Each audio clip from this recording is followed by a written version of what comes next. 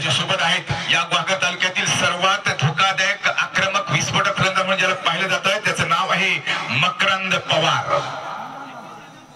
ते गेल्या 2 सामन्यामध्ये काय फलंदाजी या ठिकाणी केली होती तोच मकरंद पवार पुन्हा एकदा पहिला चेंडू खेळला होता या सामन्याचा दुसरा चेंडू यावेळी मात्र अतिशय सुंदर फटका पाहायला मिळतोय निश्चितपणे चांगलं क्षेत्ररक्षण पाहायला मिळतोय दुसऱ्याचा प्रयत्न होतोय नाही यावेळी मात्र मकरंदला माघारी पाठवलं जातं कटी पंच पुन्हा एकदा सौरभ 5 ते 6 फलंदाजी धावगती उजव्या हाताने यावेळी मात्र सुंदर चेंडू भरावा लागेल थोडासा धाव महत्वाची आहे ती म्हणजेच रोहित पाटील आपल्या संघाला यावेळी मात्र गोइंग गोल चेंडू जातो सीमा पार वाह भाई वाह सबसे आणि सलामीला सुद्धा येतात त्यापैकी अमित पवार यावेळी जोरदार प्रहार करत होता पॅडेन चेंडू सरळ रेषेमध्ये घेऊन येऊ शकला नाही अमित आणि सौरभ पुन्हा एकदा या षटकातील शेवटचा चेंडू अंतिम चेंडू अर्थातच ललकारलं होतं क्रीजच्या बाहेर बोलवलं होतं आणि साहजिकच जाळ्यामध्ये पकडला गेला अमित पवार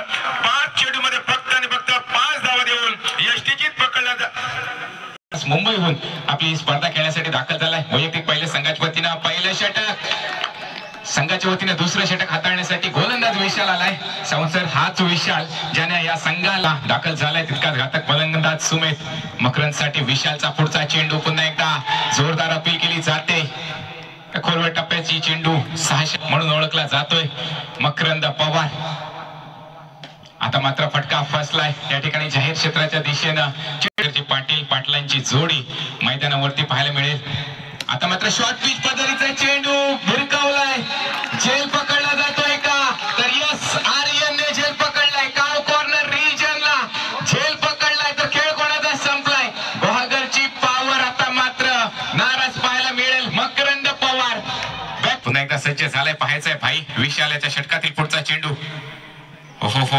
हलक्या हाताने खेळण्याचा प्रयत्न केला गेलाय सौरभ कुपर आणि झेलबाद पकडला गेलाय मकरंद आपल्या षटकातील पुढचा चेंडू भाई याचा हलक्या हाताने खेळलाय पॉइंटच्या दिशेनं नाकारलं जात आहे आर्यन रेठ्यानं ओव्हर द मारा करतोय पहिला चेंडू असेल यावेळी काय चेंडू या ठिकाणी पाहायला मिळतोय गतीमध्ये परिवर्तन चेंडू पहिला चेंडू मध्ये पीट केलाय पुन्हा एकदा आर्यन निघाला उजव्या मारा करतो डावखरा फलंदाज हो यावेळी मात्र पुन्हा एकदा जखडून ठेवलंय पहिला की निश्चितपणे या ठिकाणी गोलंदाजावर आक्रमण करत असतो यावेळी पुन्हा एकदा जोरदार प्रहार करत होता बॅट आणि चेंडूचा संप मजल 2.3 षटक चौथा चेंडू घेऊन पुन्हा एकदा आर्यन याचा यावेळी मात्र पुन्हा एकदा सुंदर चेंडू पाहायला मिळतोय एक निर्धाव चेंडू कॉन्फिडन्स निश्चितपणे वाढवतोय आर्यन याचा पुन्हा एकदा यावेळी दबाव निश्चित वाढला होता आणि या दबावामध्येच यावेळी मात्र प्रेशर बिल्ड करू शकला नाही Sumit Kadam back to the pavilion होतोय या ग्वाल्हेर तालुक्यातला सर्वात टॉपचा डावखरा फलंदाज यावेळी बॅक टू द पॅव्हल होतोय कमान डीजे या ठिकाणी टक्कर दिली आणि सामना स्वतःकडे खेचून आणला तोच आर्यन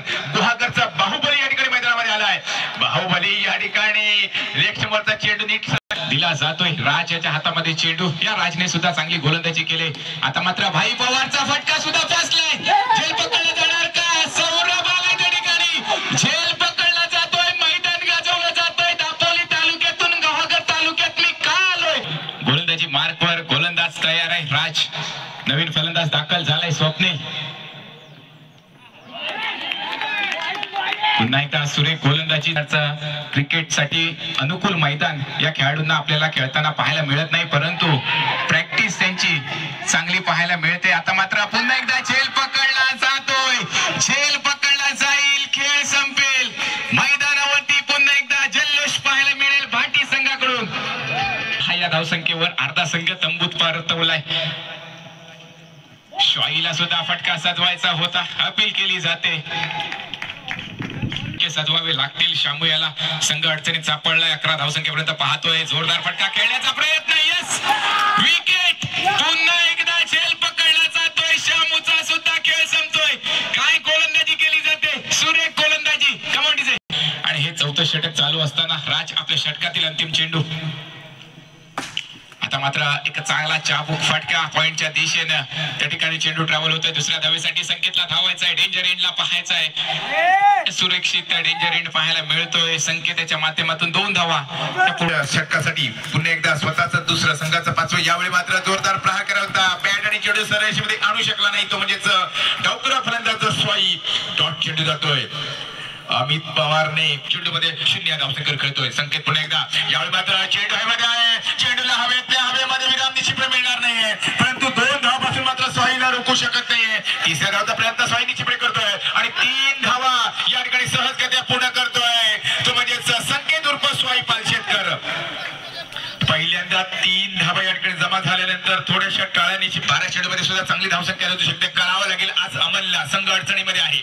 यावेळी मात्र चेंडू जातो तो जाळी क्षेत्राकडे. 1 धाव जरूर मिळते, ती म्हणजेच अमनला. अमन पोहोचतो वैयक्तिक 3 या धावासारखा कोसळल्या परंतु क्षमता निश्चितपणे आहे भाईकडे. करावा लागेल आज भाईला. यावेळी मात्र चेंडू निश्चितपणे बराच उंची भेटली चेंडूला आणि साहजिक यावेळी मात्र थोडासा बांधाचा अडथळा निश्चितपणे आलाय. झेल झाला होता परंतु बांधाला या ठिकाणी थोडासा पाय अडखळतोय आणि त्यामुळेच या ठिकाणी झेल सोडला जातोय. मोठं सहकार्य या ठिकाणी असतं ते वानकर साहेबांचं.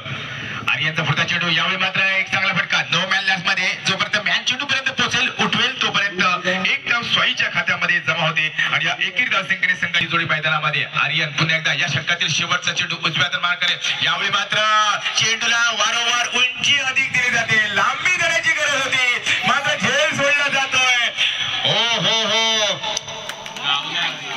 गरज नव्हती असं म्हणता येणार नाही. गरज तर होती पण अमनला गरज नव्हती. अमन फक्त. धन्यवाद कैलासजी. पुन्हा एकदा गोलंदाजी मार्कवर राज दाखल झालाय अमनसाठी. बीमरचा चेंडू दंड दिला जातोय. 9 चेंडू असेल. येणारा चेंडू सुद्धा 11 होणी भाटी संघाकडून 3 झेल सुटतायत. फ्रीडचा चेंडू अमनसाठी भिरकावलाय स्क्वेअर लेगच्या दिशेनं. त्या ठिकाणी क्षेत्ररक्षक फसवलाय चेंडूने.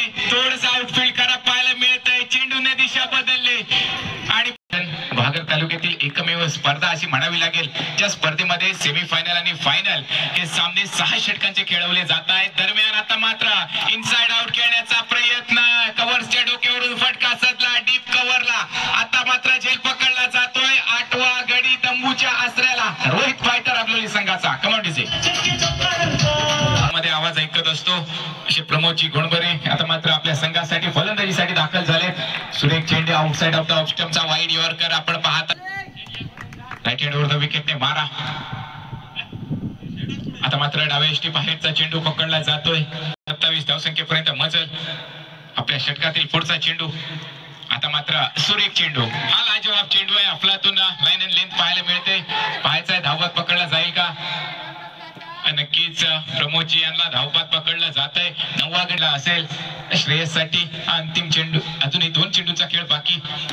पाहायचा श्रेयसचा सुद्धा फटका फसलाय. झेल पकडला जाईल का.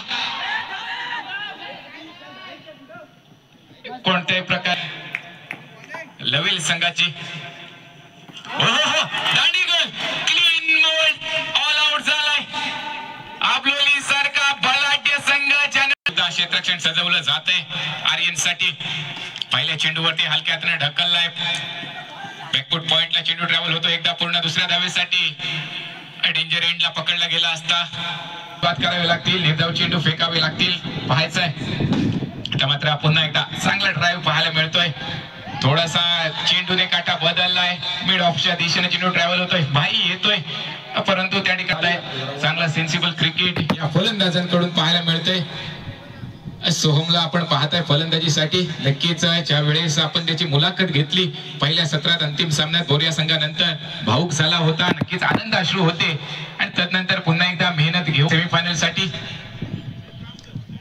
चांगला चेंडू आता मात्र कट केलाय.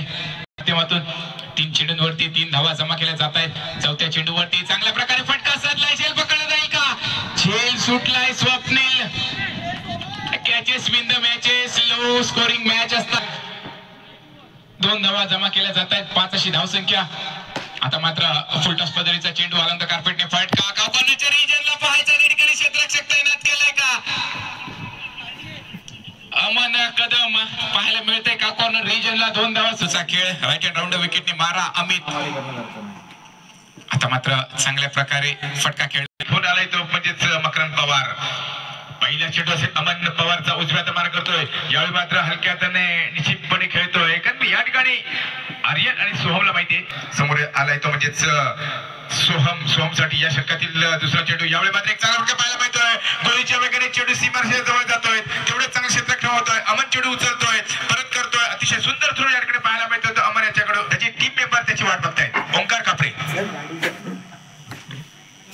एक धाव जरूर मिळते. पुन्हा एकदा बॉडी लँग्वेज सांगून झालते. दुसऱ्याचा प्रयत्न शिपडे होणार आणि निश्चित या ठिकाणी 2 धावा पूर्ण करतोय तो आर्यन.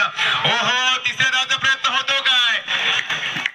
नक्कीच भाईला शोधून संघाची सुद्धा त्यांनी बरोबरी केली, कारण बोऱ्या संघ सुद्धा सर्व गडी बाद याच मैदानावर 2 वेळा हा पराक्रम केला, तर आपल्याला सुद्धा एक वेळ या ठिकाणी पराक्रम करून दाखवलाय. नक्कीच या ठिकाणी एक धाव जरूर मिळते. जय क्षेत्राकडे चेंडू जातोय. पंच कळवतायत म्हणजेच आपल्या संघाच्या बाजूने. यावेळी मात्र चेंडू अडवण्याचा चांगला प्रयत्न होता. एक धाव जरूर मिळते. दुसऱ्याचा प्रयत्न होतोय. सुंदर रनिंग बिटवीन द विकेट. ओहो, मला वाटतं क्रीजच्या थोडंसं किंचित मागे पकडला जातोय. प्रयत्न अतिशय उत्तम होता. सर्व क्रीज या ठिकाणी कव्हर केलं. आले चिपळूणहून पाहुणे मंडळी आलेत, खेडहून पाहुणे मंडळी आले आहेत. एक प्रत्येक तालुक्यातून या ठिकाणी समर्थक मी जातोय अर्धा साईकडे. धन्यवाद सावंत सर. आता मात्र गोलंदाजी मार्कवर अमित दाखल झालाय. फलंदाजीसाठी सौरभ. ज्या प्रकारे क्षेत्ररक्षण सजवलं जातं त्या प्रकारचं क्षेत्ररक्षण सजवलं जाते आपल्या संघाकडून, आणि त्या प्रकारची गोलंदाजी आता मात्र केली जाईल. राईट हँड राऊंड विकेटने मारा सौरभसाठी. आता मात्र चांगल्या प्रकारचा फटका साधलाय. त्या ठिकाणी श्रेयस आलाय. काव कॉर्नर रिजनला झेल पकडला जातोय. खेळ संपलाय सौरभचा. इथून पुढे कमबॅक केला जातोय. सौरभची जागा घेण्यासाठी विशाल दाखल झालाय. 13 धावांची गरज असताना अमित हलक्या हाताने आता मात्र कट केलाय. पाहायचा एक धावबाद पकडला जाईल का? वेगवान थ्रो केला जातोय. डायरेक्ट किट पकड स्ट्राईकला आलाय आर्यन. पाहायचंय अमित आपल्या षटकातील पुढचा चेंडू आर्यन साठी. चेंडू हवेमध्ये. पाहायचाय झेल पकडला जाईल का? श्रेयस पुन्हा एकदा. चेंडू खाली आलाय. झेल पकडलाय. आर्यनचा खेळ संपेल. त्याची प्रचिती मैदानावरती दिली जाते. आता मात्र बॅटची कडाई घेतली. चांगल्या प्रकारचा संयमी फटका. एक धाव तर नक्कीच पूर्ण केली जाईल. प्रज्योत साठी पहिला चेंडू असेल. 4थ्या षटकातील पहिल्या चेंडूवर अतिशय सुंदर पद्धतीने कव्हरच्या क्षेत्रामध्ये ढकलतोय. एक धाव जमा करतोय. पाहणार हात अर्थातच चिपळूण विरुद्ध रत्नागिरी असा सामना. म्हणजेच मुन्ना देसाई सावर्डे विरुद्ध मायरा. दोन चिटकून बसलेत, पण दोघांनी पत्ता नाही की आपण आमने सामने खेळणार आहोत. 8 धावा खर्च करावे लागतील. पाहूया, काही धक्के द्यावे लागतील, काही डॉट चेंडू घ्यावे लागतील. अमनला सर्वोत्तम प्रदर्शन या ठिकाणी करावं लागेल. परंतु भाटी संघ प्रज्योत सुद्धा माहितीये कोणत्या प्रकारचा एखादा दुसरा जर डॉट चेंडू गेला तर ते देऊ शकले असते, परंतु ब्रेक थ्रू मिळालाय, परंतु थोडासा उशीर झालाय. या ठिकाणी अतिशय सुंदर चेंडू म्हणावा लागेल. गुल्ले स्पॉटवर थोडासा अधिक धावगती कोणीही दिलेली नाहीये. धावा दिलेल्या नाहीत, न अमितने न या ठिकाणी अमनने, परंतु धावा कमी. पंच या ठिकाणी दंड देत आहेत. सामना म्हणजेच दुसरी सेमीफायनल मॅच या ठिकाणी आपण पाहणार आहात. पुन्हा एकदा सुंदर चेंडू पाहायला मिळतोय, परंतु चेंडू जाई क्षेत्राकडे जातो पाहावं लागेल. यस, चेंडू फलंदाजी प्रज्योताच्या माध्यमातून लढत आपण पाहताय. भाटी आणि बी आपलोली. पप्प्या झेल सुटलाय. झेल कव्हर केला जातोय. विशाल धाव आता मात्र डायरेक्ट हिट केला जातोय, परंतु 2 धावा या सुरक्षित पूर्ण. पुन्हा एकदा चांगल्या प्रकारे फटका सदलाय. सुमित कारनामा करतोय का? अपील केली जाते. पाहायचंय जाहीर क्षेत्रामध्ये डिक्लेअर सामना बरोबरी झाला. पाहायचंय प्रज्योत कशा प्रकारे सामना फिनिश केला जातोय. हलक्या हाताने खेळण्याचा प्रयत्न केला जातोय, परंतु पुन्हा एकदा क्षेत्ररक्षण आक्रमक सजवलं जातंय. एका धावेची गरज असताना आता मात्र कट केलाय. जे एकदा पूर्ण होते का? पाहायचंय.